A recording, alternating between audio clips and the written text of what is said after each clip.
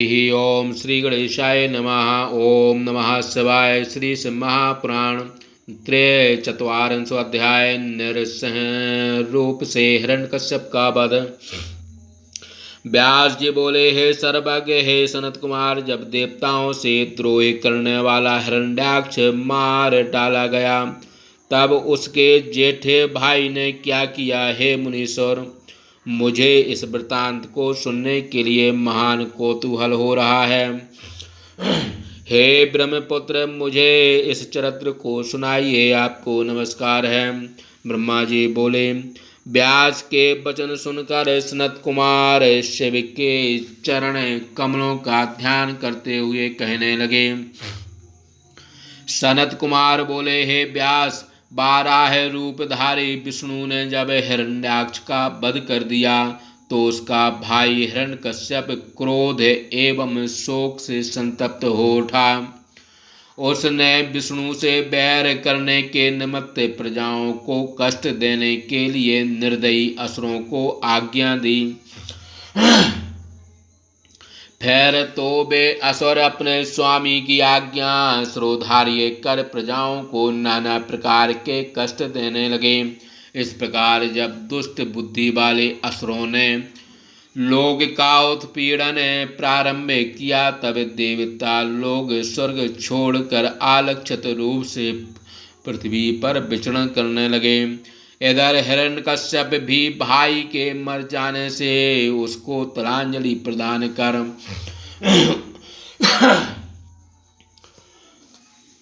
उसके दुखी कलत्रादि परिवार को सांत्वना दिया और स्यों अपने को अजर अमर बनाने के अजर अमर अजय और अप्रतिद्वंदी जानकर एक छत्र आकंटक राज करने लगा।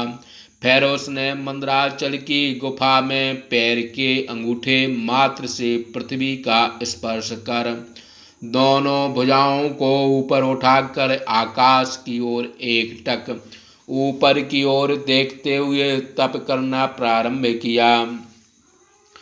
इस प्रकार जब वह असुर तप कर रहा था तब सभी देवता बलवान हो दैत्यों को जीत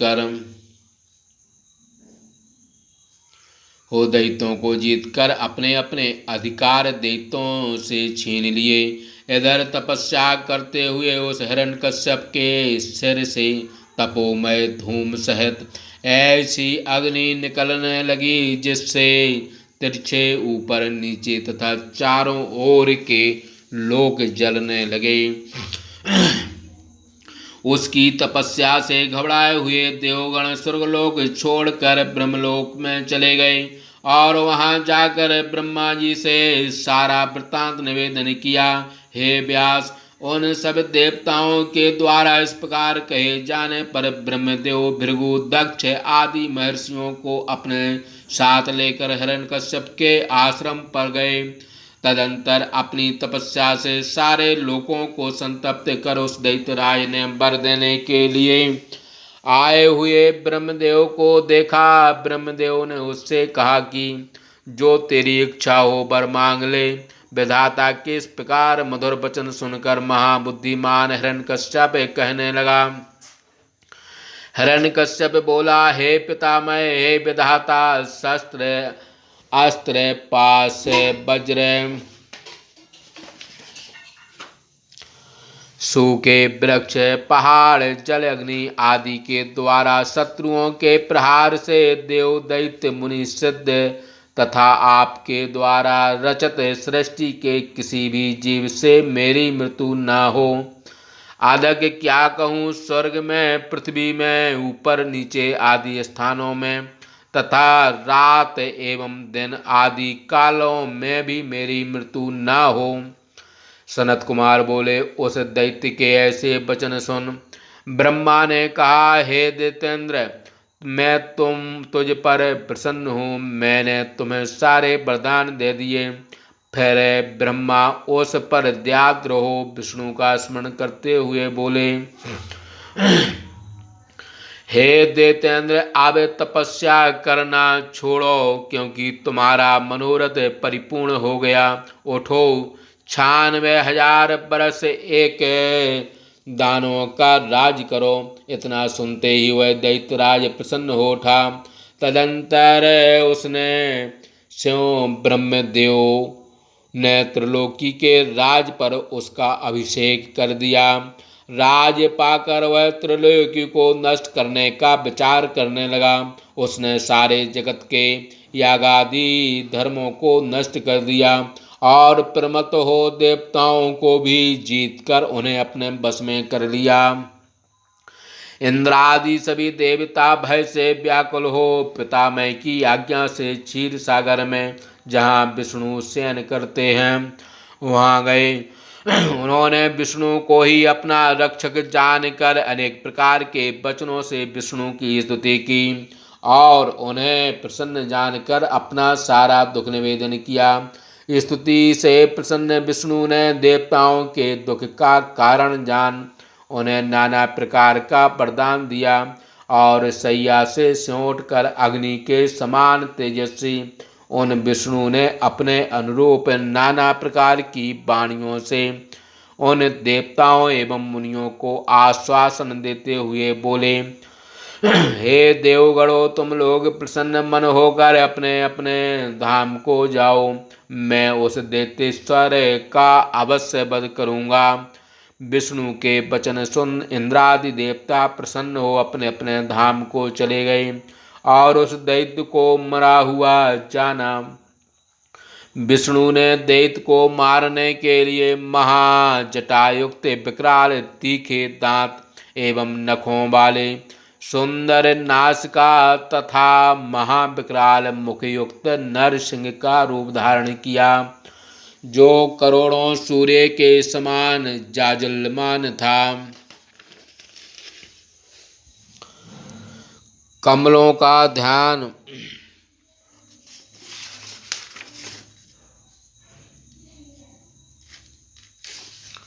अधिक क्या कहें। उन भगवान नरसिंह का रूप प्रलय कालीन अग्नि के समान उद्दीप्त समस्त जगन्मय था। वे महात्मा सूर्यास्त होने के पश्चात दैत्येंद्र की नगरी में गए। भगवान नरसिंह ने वहां जाकर प्रबल दैत्यों के साथ युद्ध कर उन्हें मार भगाया। इस प्रकार इधर उधर पैंतरा कर अपने अद्भुत पराक्रम से उन्होंने बहुत से राक्षसों का वध कर दिया। दैत्यों ने उन्हें अतुल्य प्रभावशाली नरसिंह को देखकर पुनः युद्ध करना प्रारंभ किया। हिरण्यकश्यप के पुत्र प्रहलाद ने नरसिंह को देखकर मन में विचार किया, यह सर्व जगत नियंता विष्णु तो नहीं है। ऐसा विचार कर वह बोला, प्रहलाद बोला, हे दैत्येंद्र, यह भगवान अनंत नरसिंह का रूप धारण कर तुम्हारे नगर में प्रविष्ट हुए हैं। अतः आप उनसे युद्ध का विचार छोड़ उनकी शरण में जाओ।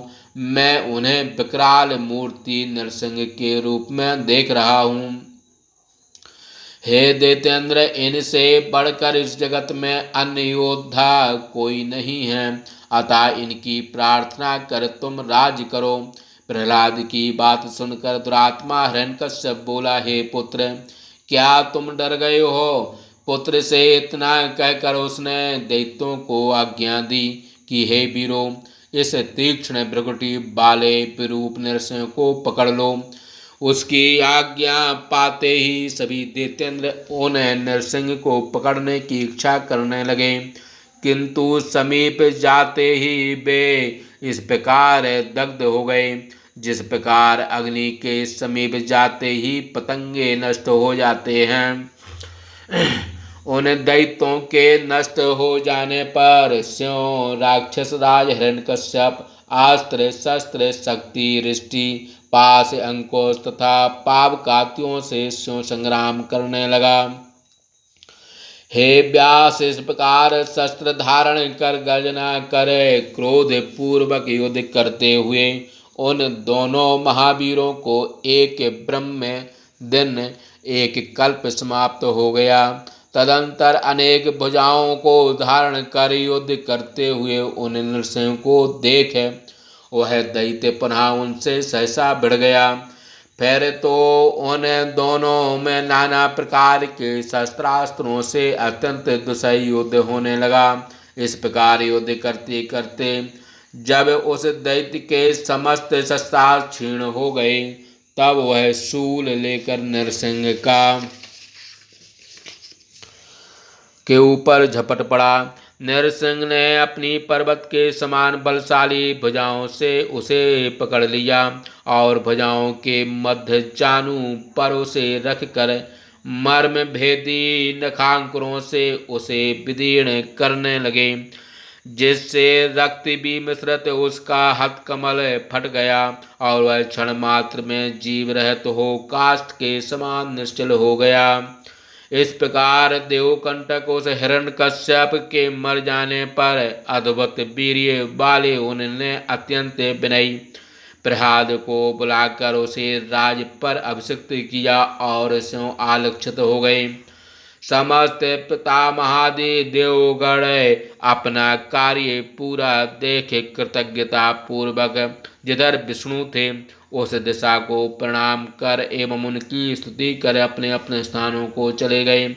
हे व्यास, मैंने प्रसंग बस तुमसे अंधक का जन्म, बाराय से हिरण्याक्ष की मृत्यु, नरसिंह से हिरण्यकश्यप का विनाश एवं प्रहलाद की राज प्राप्ति का वर्णन किया। अब हे द्विजवर्य, मैं अंधक का पराक्रम, शिव से योद्ध तथा ग्रीस की कृपा से उसके गणाधिपति की प्राप्ति का वर्णन करता हूँ, तुम उसे ध्यान से सुनो। इस प्रकार शिवदत्ती भाषा टीका सहित शिव महापुराण के अंतर्गत द्वितीय रुद्र संहिता के पंचम युद्ध खंड में अंधक जन्म, गणाधिपति की प्राप्ति, हिरण्याक्ष वध एवं हिरण्यकश्यप वध वर्णन नामक 43वां अध्याय समाप्त। बोलिए शंकर भगवान की जय।